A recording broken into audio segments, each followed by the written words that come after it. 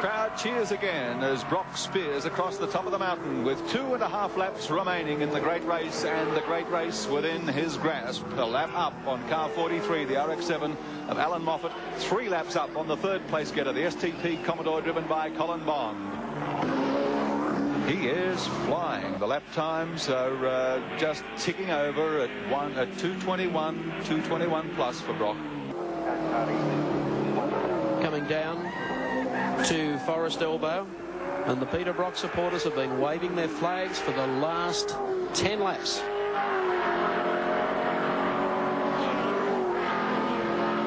And the Peter Brock crew all gather around over there in the pit area. I think Peter Werrett is over there keeping an eye on that situation. Well, that's not quite true. I'm actually in the pit studio looking at the monitor right at the moment, so I can join you guys in a couple of last few words. Well, how's the race impressed you, Peter? Oh, it's been incredible, Mike. I'm really, I think it's an astonishing motor race, but I think it says something about the concessions that were allowed to all of these cars in the last few weeks before the event. They've got faster without getting stronger. And inevitably, it had to happen that we would reach a point where the attrition rate was going to increase. You simply cannot go on getting faster and faster without also making the cars stronger. So there's a bit of a problem there. But it's been a fascinating race, and I mean, a remarkable thing for Brock is to be out of the race literally and to come back because he happened to be smart enough to nominate himself and cross-nominate all his drivers so that he could drive the second car. And here he is, still doing 21s, for heaven's sake. Yes, that cross entry was carried out yesterday before the drivers' briefing for the Hardy's Heroes. Smart idea. So he leaves a contingency plan for just about everything. Sure does, and so he should, of course. Well, he's a hard man to beat on the racetrack. Well, it's getting to the stage where it looks to me as if it's almost impossible to beat him on the racetrack. Well, they've had a tough time this year with the new regulations and what the Commodores have been allowed and so forth, and what the RX-7s had and the BMWs.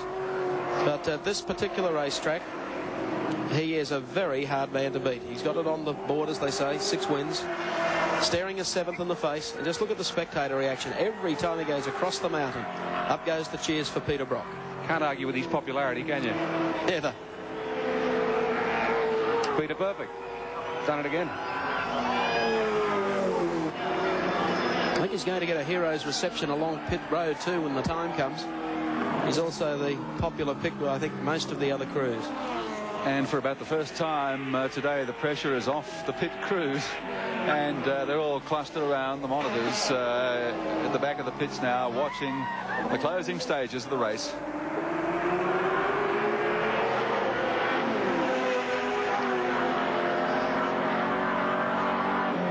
There'll be 1 lap to go across the start-finish line this time round.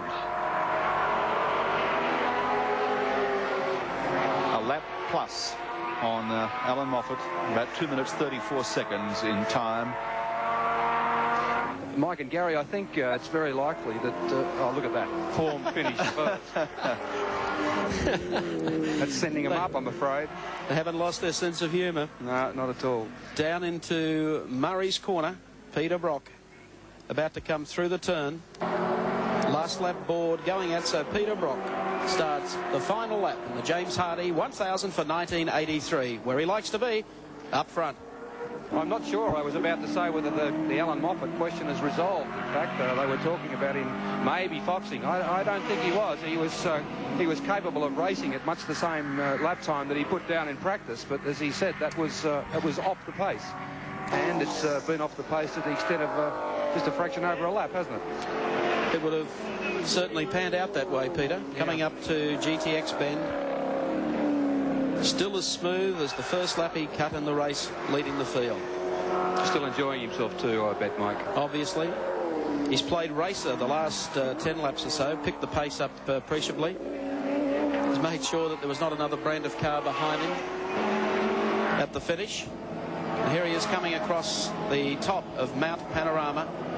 Hero's reception awaiting him as the spectators are up along the top of the mountain. Peter Brock, just look at the signs, the signals, and he acknowledges too.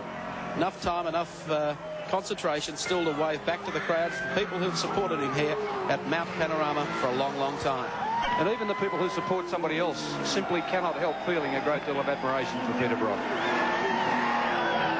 anybody that could win this race 6 times, Make that 7 times. This is number 7. That's right. Deserves the greatest admiration. Certainly right.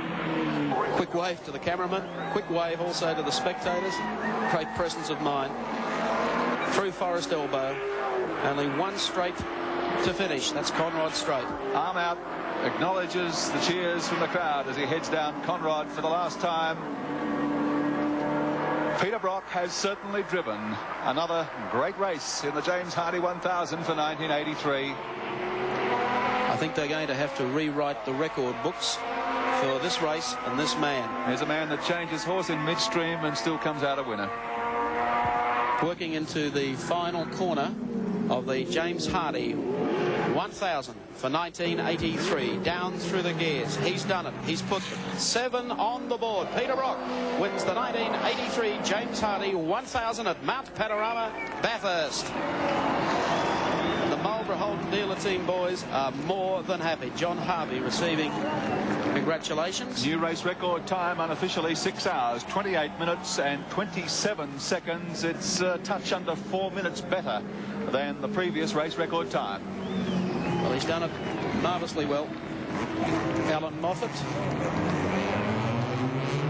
has off to finish in 2nd place, and 3rd place, according to our calculations through our scoring system, will go to Alan Grice, and 4th place to the Wigston Harrington, the 2nd STP car. There's Larry Perkins, who made a big contribution to this race today for Peter Brock, and John Harvey also.